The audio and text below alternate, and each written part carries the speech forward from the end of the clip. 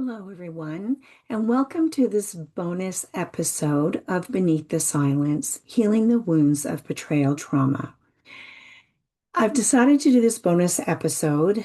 Um, let's put it, I'm going to read the title 62 million.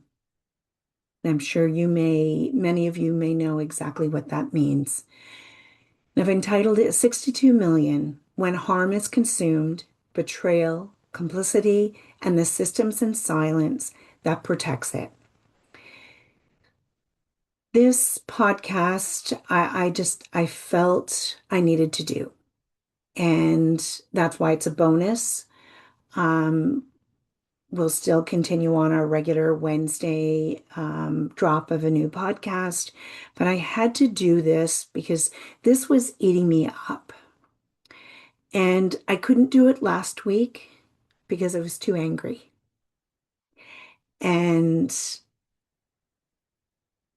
I was in my own space, my own stuff. I had to work through because this one hit really close to home. So this is likely one of the most important podcasts, one of the most important episodes that I will be doing, that I have done or will be doing. One of the most important conversations. And, like I said, we're going to talk about something that sits in the intersection of betrayal trauma, very much so, sexual violence, very much so, as well as cultural normalization, very much so. And I just again want to give a warm welcome for any of you who are listening. Thank you for being here. And just as a reminder, I don't edit my podcasts, so you may hear noise around. I may F up. And since I just said F up, I may drop the F bomb if that anger starts to come up. And that's okay. And that's okay. I want um, you know, just to remind you that any of the podcasts, but especially this one, if you need to take a break, take a break. If you can't, watch anymore, stop. Do whatever you need to do for you. And this one's going to be a long one. This is not a 30-minute one. This is going to be an hour. Okay. There's a lot of material to cover in this. So specifically, what I'm talking about is what does it mean when content depicting the drugging and sexual violation of women, especially, wives and girlfriends, are viewed tens of millions of times in a single month. That was the month of February. March was worse. It was over 80 million viewed, liked, clicked, whatever was happening. Doesn't mean that it was over 80 million views. It was the likes, the clicks. It was that people went to the site. And I am not going to name the site. You can find it, you can Google it. I am not going to name the site. Here's the thing. There was a site last week that was developed. It was called Name Him. It was out of the US, specifically for US. The whoever was developing it was trying to see how they, not he, they, I don't know who's the developer, could get so other people could name anonymously their rapists, their attackers. And guess what? Within 2 days, that site was taken down. But this site is still up. This site is still up. Yep, anger's rearing. It's there. I can feel it. I just felt this was really, really important to do. Okay. And so what does it mean, not just for women in those videos, but for the partners, daughters, mothers, clients, aunts, nieces, and communities connected to those who are consuming it. What does it mean for all of us? So again, I'm going to just say, please take care of yourself as you listen and do what you need to do for you. That's why I couldn't do this podcast a week ago. Okay.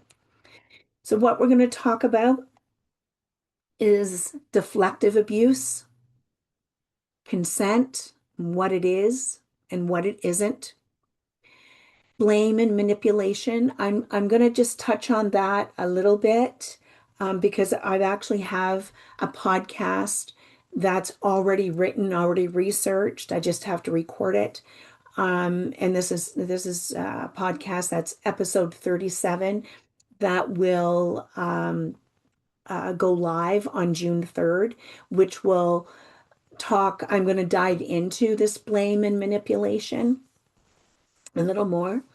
So we're going to talk about today also secrecy and systems and the deeper patterns that make betrayal trauma so confusing.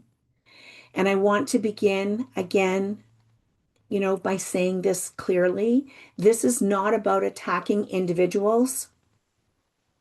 This is about naming patterns. This is about understanding the impact. And this is about creating space for truth, accountability, and healing. So take a deep breath. Let's do that together.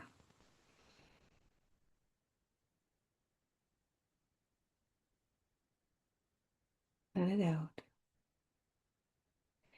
And go gently with yourself. If you need to pause, like I said, do so. If you need to leave for a bit, do so. If you need to leave and not come back, do that. Okay? Taking care of yourself is much more important than anything else. So we're going to start with deflective abuse. What is this? Many of you may have experienced it, but may not have had the language for it. So deflective abuse is what happens when you name the harm, and instead of accountability, you are blamed. Okay? Blame can sound like, well, this is your fault, or if you would only do that for me, or you're overreacting, you're too sensitive, you're controlling. That's deflective abuse. Okay? So what just happened? The focus is shifted from the perpetrator's behavior to you. Darvo. This is not a misunderstanding. This is a pattern, and it's a pattern of coercive control, and it's a pattern of blame. It's a pattern of no accountability. Like I said, Darvo. So remember, Dr. Jennifer Fried said about Darvo, it's deny, attack. So deny, they did anything wrong, or immediately just ignore that piece and attack the actual victim. And it becomes then the perpetrator becomes the victim and the original victim becomes the offender. So reverse victim and offender. So, for example, you can say, I feel hurt. And they respond, that didn't happen. Just gaslighting. You're the problem. You're hurting me by saying that. You're hurting me for saying that I've hurt you. How could you? Okay. That's not confusion. That's deflection. So let's now talk about consent. Healthy relationships are built on consent, true consent.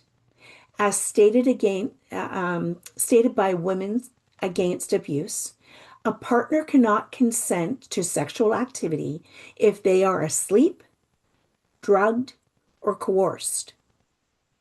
Because consent is always freely given, it's always informed, it's always ongoing, And when I say consent, just because you consented once, that doesn't mean that consent is ongoing. It means the asking for consent always needs to be ongoing. There can never be it's consent here, so it must be that there's consent here, here, and here. No. Just like in therapy, you may consent to an initial session or to an activity, does not mean that you consent to that activity again or another session or anything like that. Consent is always is always something that needs to be discussed, if you will. And showing up for a session in therapy is consent that you're attending a session. Consent for a relationship, sexual relationship, is about you're enthusiastic. Yes, I want to do this. Okay. And consent is, I just said the word enthusiastic, and consent is enthusiastic. It's not a yes, okay, or just going with it. That's not true consent. That means there's coercion. Okay. Again, as stated by Women Against Abuse, sexual activity without enthusiastic consent by anyone involved is sexual violence. And this sexual violence is harm. This creates betrayal trauma. The next segment is about secrecy and systems. So let's zoom out a little bit, okay? Because what you experienced, if you've experienced something similar, in that your consent was not given. So I'm going to give you if your partner, the perpetrator of your betrayal trauma, okay, and I'm going to use partner here because we're talking about sexual stuff, or maybe it's your boss, okay, or someone who has raped you, okay. If you have not given true consent and have been of age to give that consent, so anyone who is a minor, and if the perpetrator is an adult, it's not consent. Okay, there's usually coercion.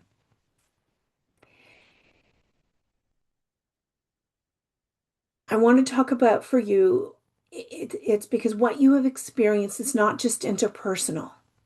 It exists within these systems, okay? Systems of patriarchy, misogyny, control, power.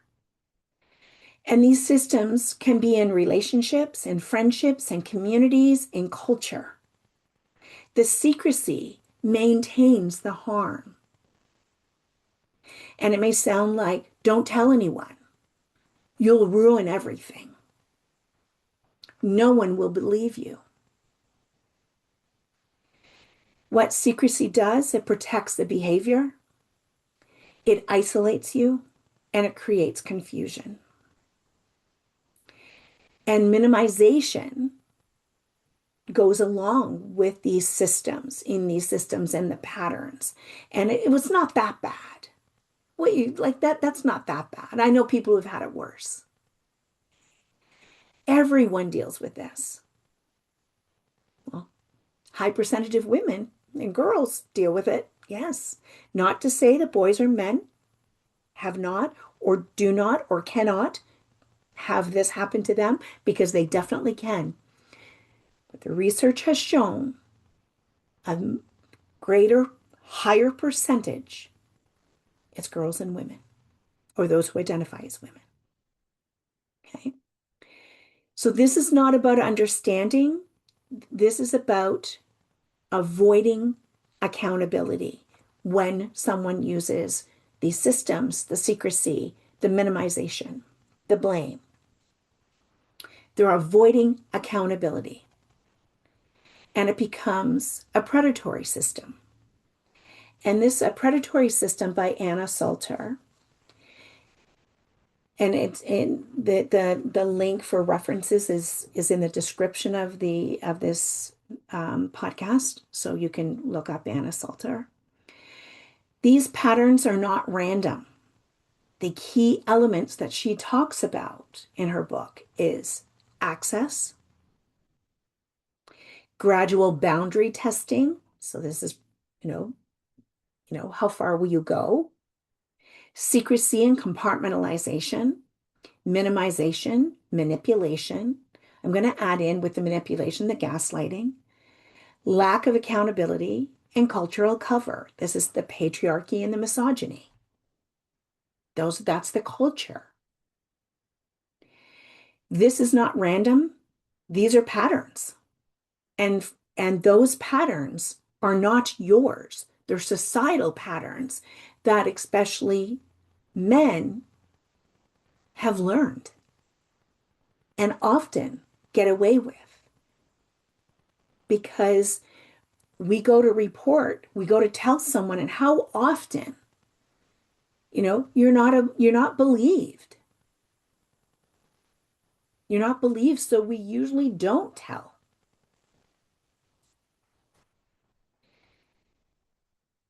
As Judith Herman in Trauma and Recovery, okay, she writes, this is about debasing women, okay, or the victims. She writes, in order to escape accountability for his crimes, the perpetrator does everything in his power to promote forgetting. If secrecy fails, the perpetrator attacks the credibility of his victim. If he cannot silence her absolutely, he tries to make sure that no one listens. This can be even or used even more broadly from the individual perpetrator to the entire culture. But I'm going to give an example of my own experience with my ex.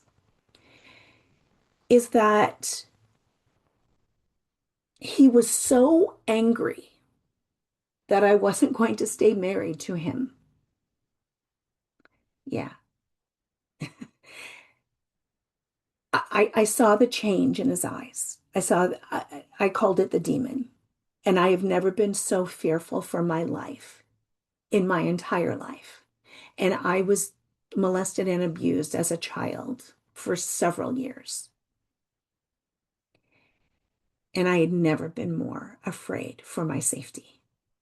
But what he did was start telling our friends that I have issues, I'm controlling, I'm a narcissist, I'm this, I am that, because he's always been this good guy. You see, this, you know, like to have be the center of attention and so on. And then even in court documents, even before we had court documents, he threatened me through a lawyer with defamation and slander. And I had done nothing to warrant that, saying that he will sue me for thousands, tens of thousands of dollars.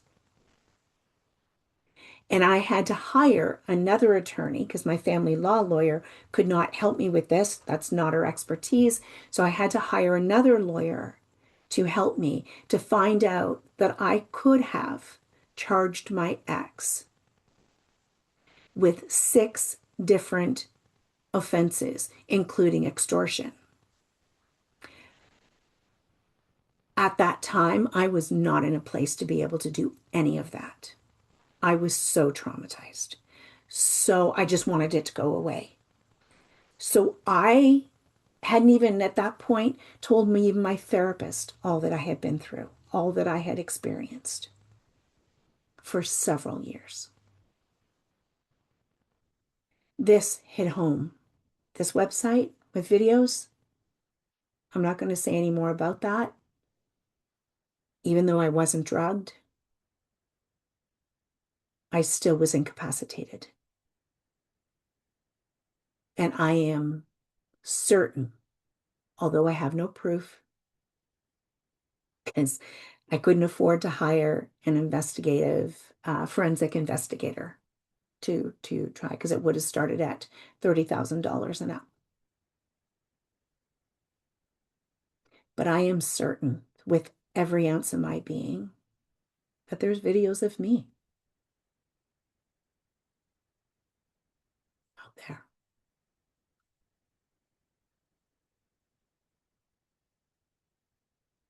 And that's one of the things I've had to work through. This really hit home, really hit home. And then the debasing of my character, of who I am, was nonstop for 5 years as we went through the court process. And it was disgusting.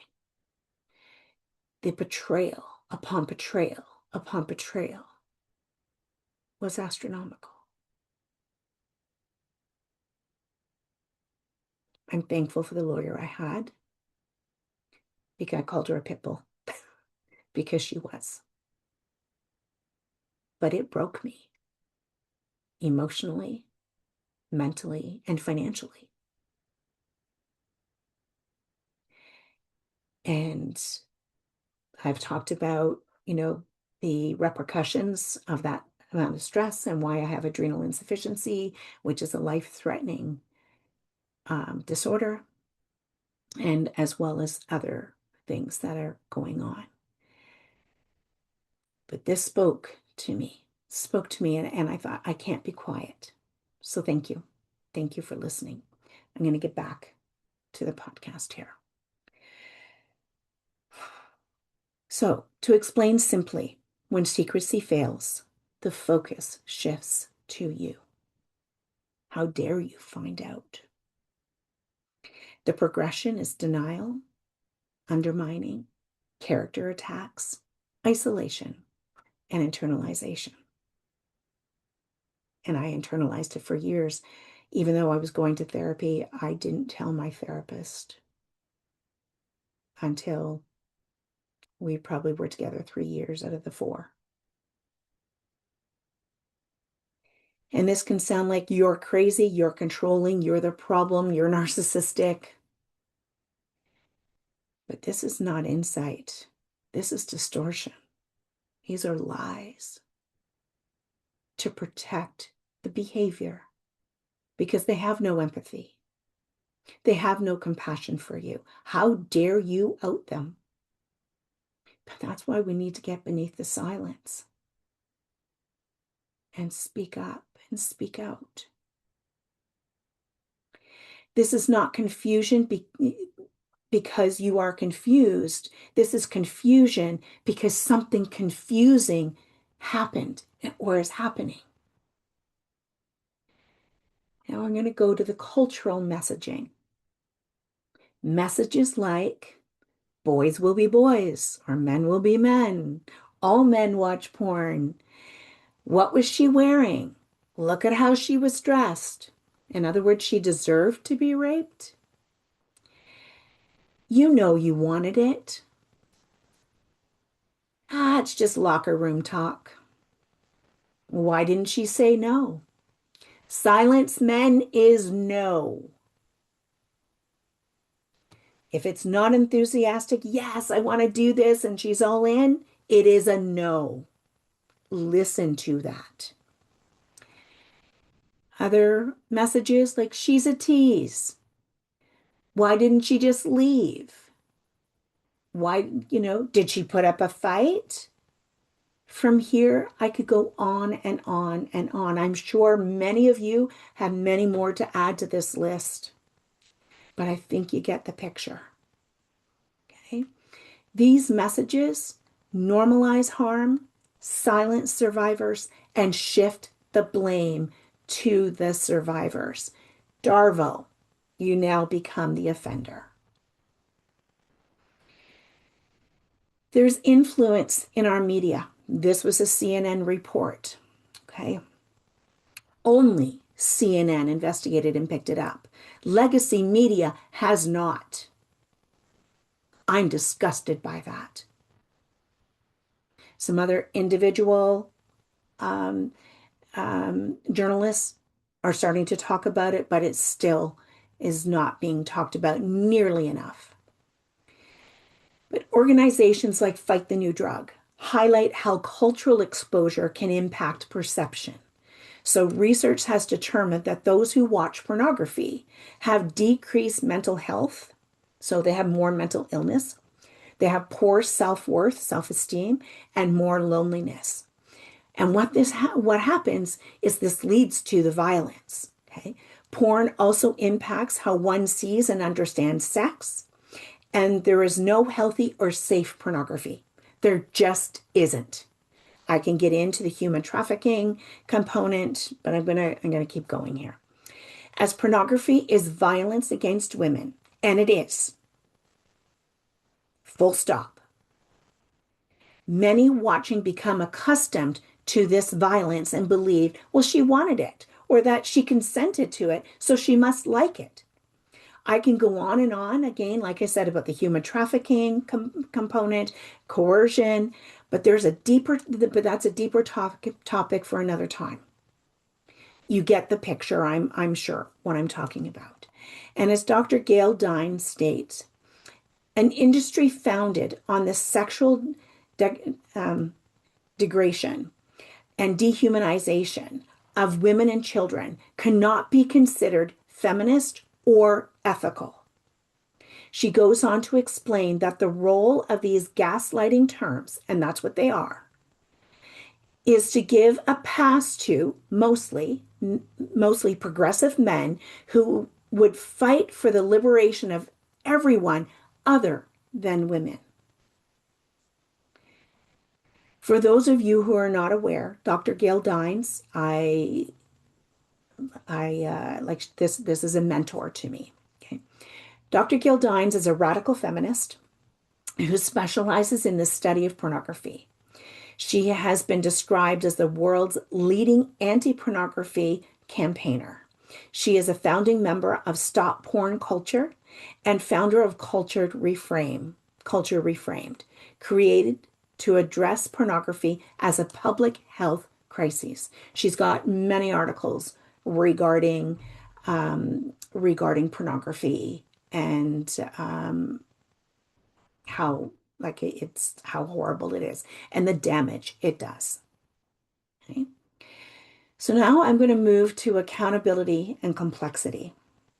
Okay. This is where nuance matters. Responsibility lies with those who cause harm, not us as women. The responsibility lies with those who cause harm. But change requires accountability, awareness, and intervention. So even if you're a male listening to this podcast and you have not raped or sexually assaulted a woman, it doesn't mean that you haven't harassed them in some way or made jokes or laughed at jokes.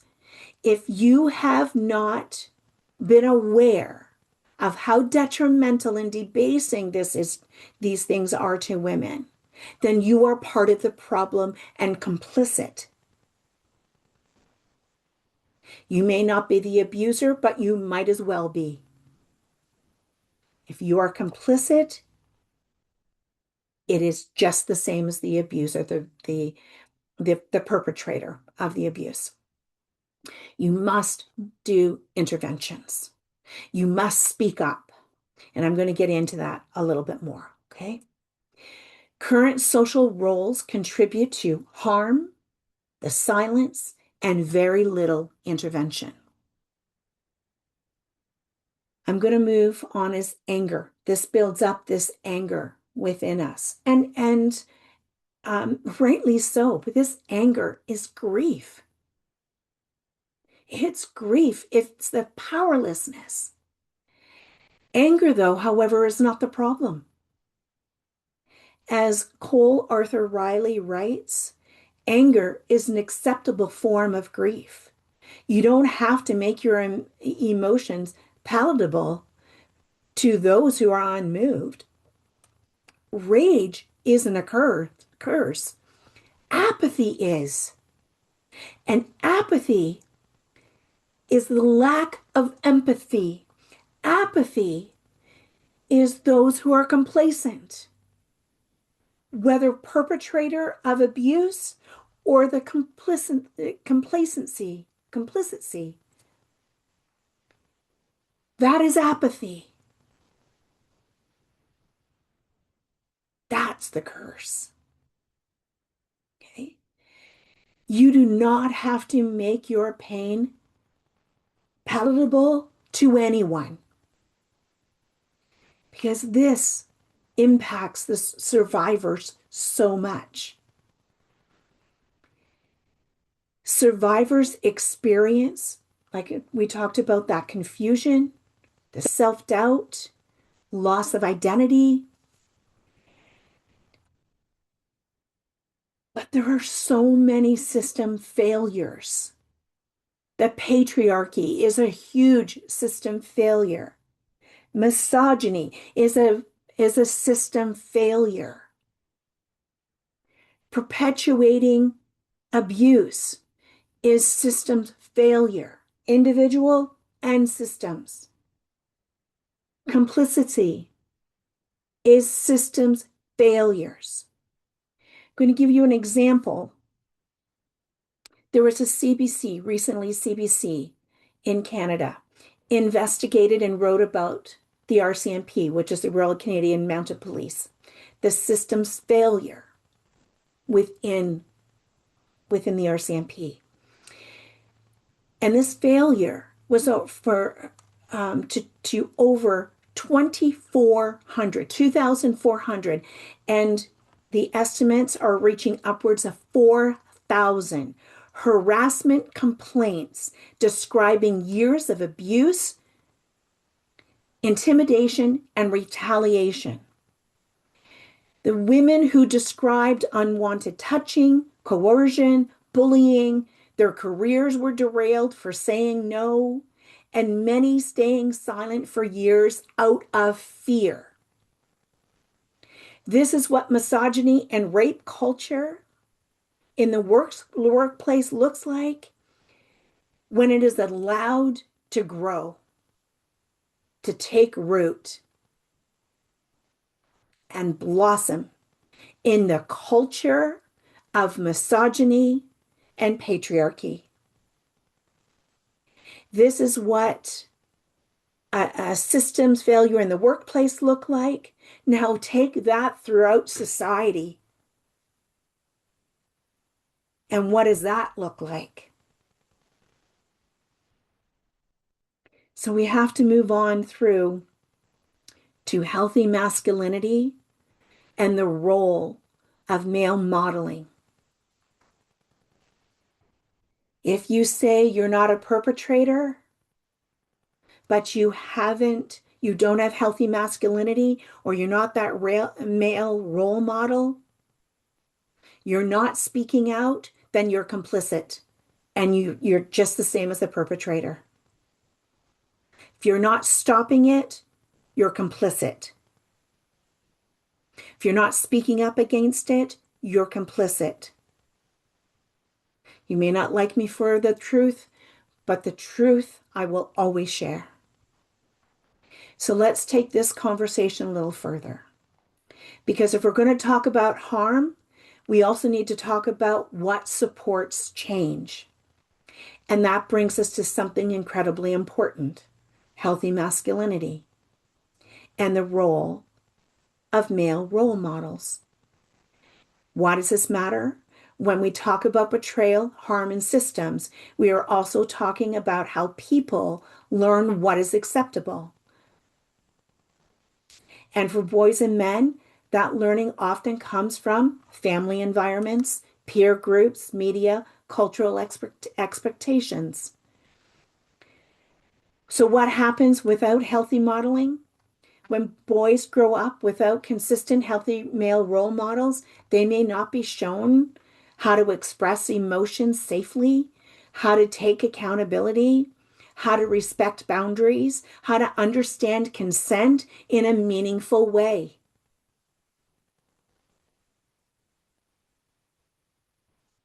Instead, they may learn messages like, don't show emotion. Don't be, I can't say it, the P word. That is so detrimental to women. that I just want to wring the necks of people who use that word. I can't use it. I cannot speak it. But the P word, and I'm sure you know what I mean, part of a woman's a horrible way to speak of women's genitals. So they learn words about don't show emotion. Power equals control. Vulnerability is weakness. So don't be the P word, because God forbid we treat women with respect. And though these messages don't just stay internal, they then shape their behaviors, the boys' behaviors, their relationships, their responses to conflict. Don't normalize pornography.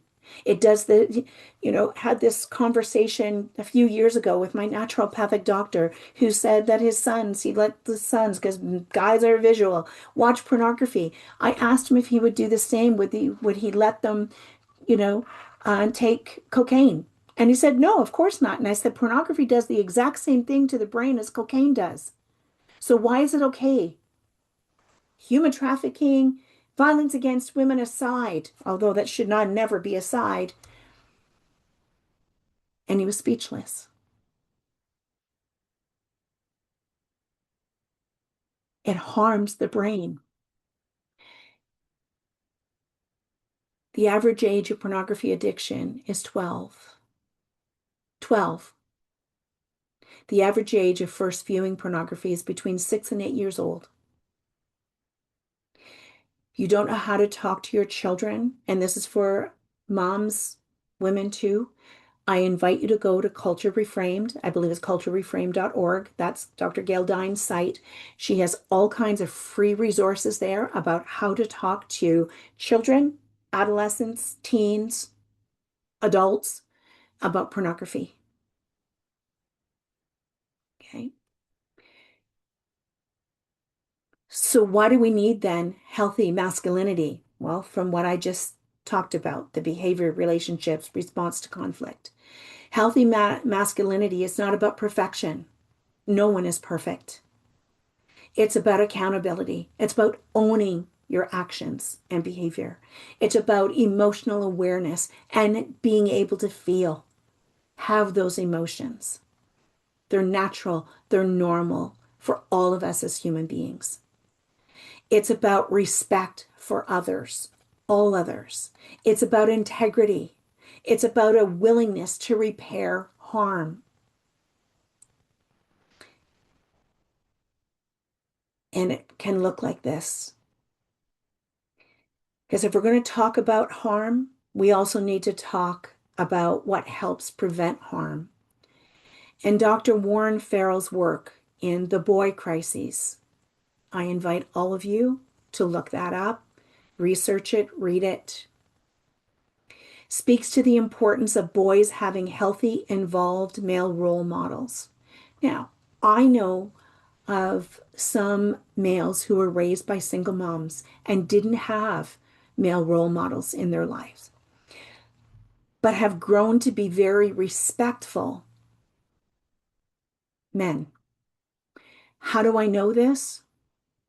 Is um, because their mothers or grandmothers, aunts, whoever the women were able to talk to them about respect, about accountability, and allow them to have their feelings, whatever those feelings were. They built integrity. That can happen without having male role models. But then the pressure is on women. And if we need to, we can do it. But men, you got to step up, be those healthy male role models. One often cited idea from Dr. Farrell's work is that boys who are dad deprived or lacking healthy male guidance can struggle more with empathy, emotional regulation, identity, and healthy relationship development. And this matters because boys do not automatically learn healthy masculinity. They may not learn it in the locker room. They may not learn it at school with their peers or in their peers' families. They need to see it modeled.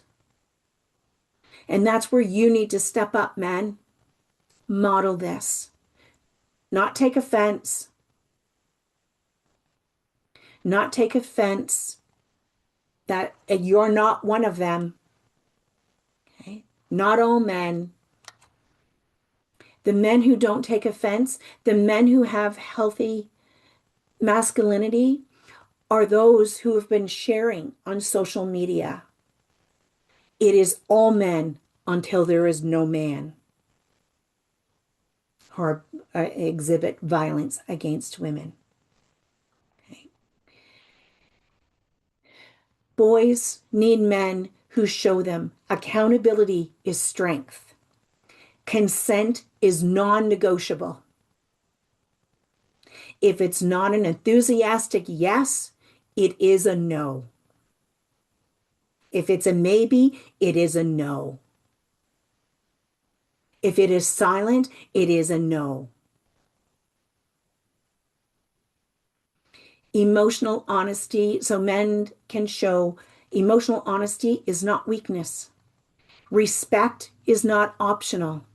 Power is not domination. Repair matters when harm has been caused, and we all can cause harm. Okay? Healthy masculinity is not about control. It is not about entitlement. It is not about avoiding discomfort. Healthy masculinity is about integrity. It is about a man willing to look honestly at himself, his choices, his impact, and the systems he has benefited from or remained silent within. And I have heard men say, but I'm not that man anymore. But unless there's been repair, yeah, you are. You may not be acting out like you were in the past, but if you've not done the repair, then yes, you are. You're that same man. Speak truth, only truth. It may hurt or feel, but look yourself in the mirror and find out why. Look within, it's there. And this is where male role models matter deeply. Boys need men who do not laugh at harm. They need men who do not minimize violence against women. They need men who do not defend systems simply because those systems have protected them. They need men who can say, that is not okay. I will not participate in that. I will not protect men who harm women. I will be a part of changing this. I will not laugh at your joke that is disrespectful to women or to the LGBTQ community or to whatever oppressed or marginalized population. Because silence is not neutrality.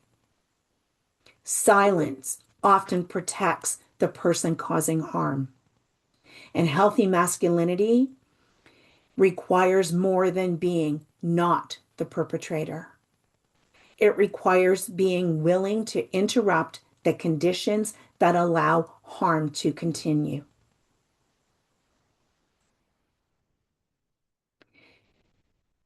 Accountability versus defensiveness. When harm is named, there are two possible responses: defensiveness or accountability. Defensiveness says, this isn't about me, you're attacking me. Accountability says, I need to understand this. I need to look at my role.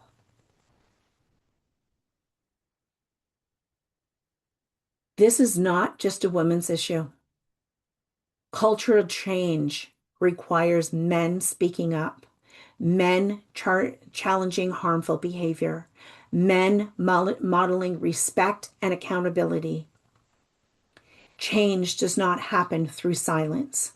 It happens through awareness, acknowledgement, action, and willingness to disrupt harmful norms. It is important to say this clearly. Not all men engage in harmful behavior. And at the same time, but all men, all of us exist within systems that require awareness and accountability, but especially men who have had the privilege of the patriarchy and misogyny. This is not about blame. This is about responsibility. That's why I say stepping up.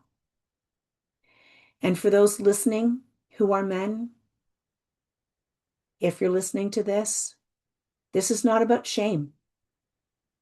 This is about awareness, acknowledgement, growth, change, and the opportunity to be a part of that change.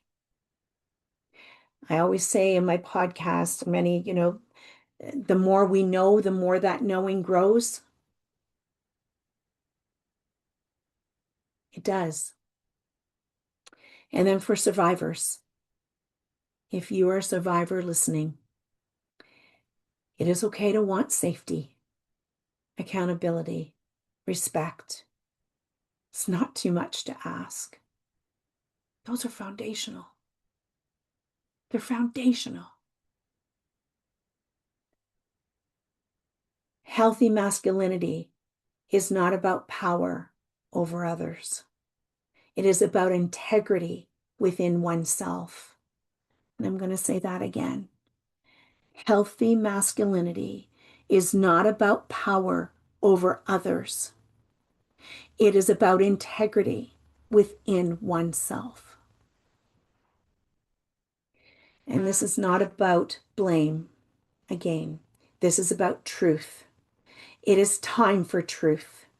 It is time we all, men and women alike, to speak up. But we women especially need those strong men to do this, as this is not an us issue. It is a male issue. It is about patriarchy and misogyny. It is not misandry. It is about speaking truth to harm. It's not about hatred of men. I have many men in my life that I absolutely adore. Two, I will name specifically: my son, Jeremy, and the man I call my big bro, my best friend's husband, Fern.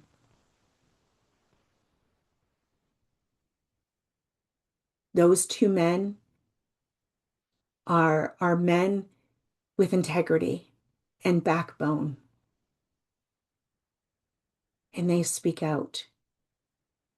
I will also say, the speech prof on Threads or Instagram, I like a lot of his material. He doesn't shy away from speaking truth and being respectful. And I'm sure there's others, but those two men are the men that are very much in my life.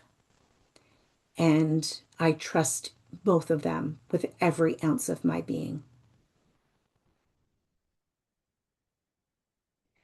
So ladies, you are allowed to trust yourself. You are allowed to feel anger. You are allowed to name harm and to name those who have harmed you. You are not the problem.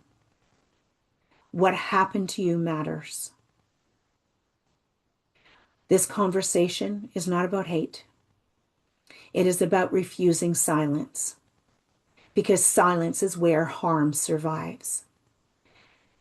I want to thank you for being here. Thank you for your courage. And for those of you listening who feel impacted by this, your response makes sense. Your discomfort, your anger, your sense of betrayal.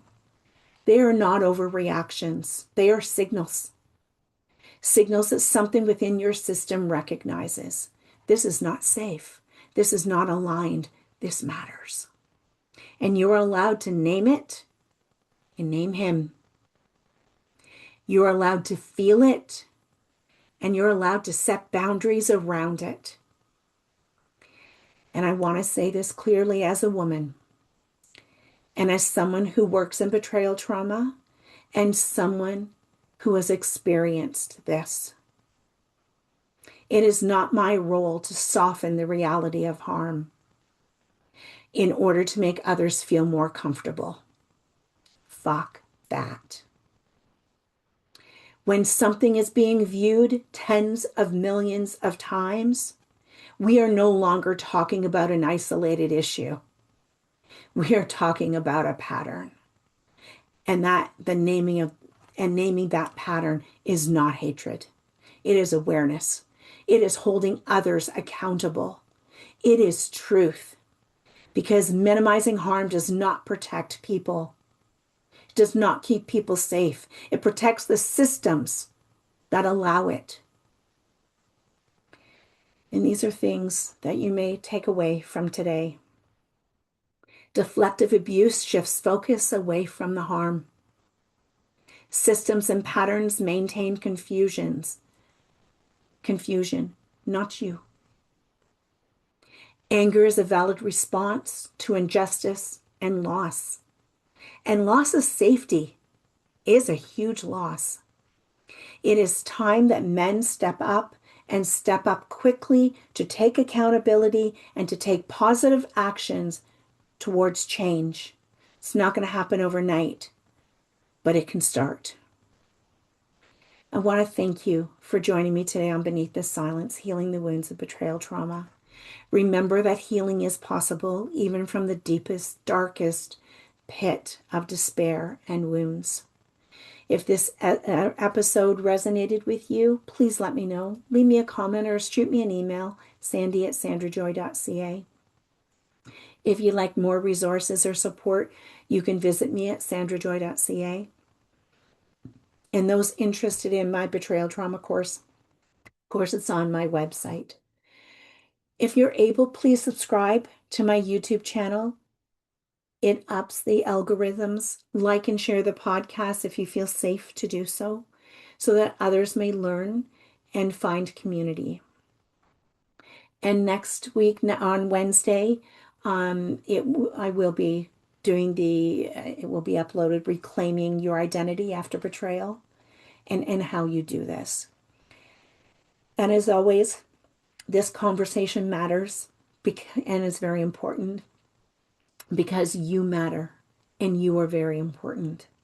And until next time, take gentle care of yourself and remember, I see you, I hear you, and I believe you. Until we meet again, thank you.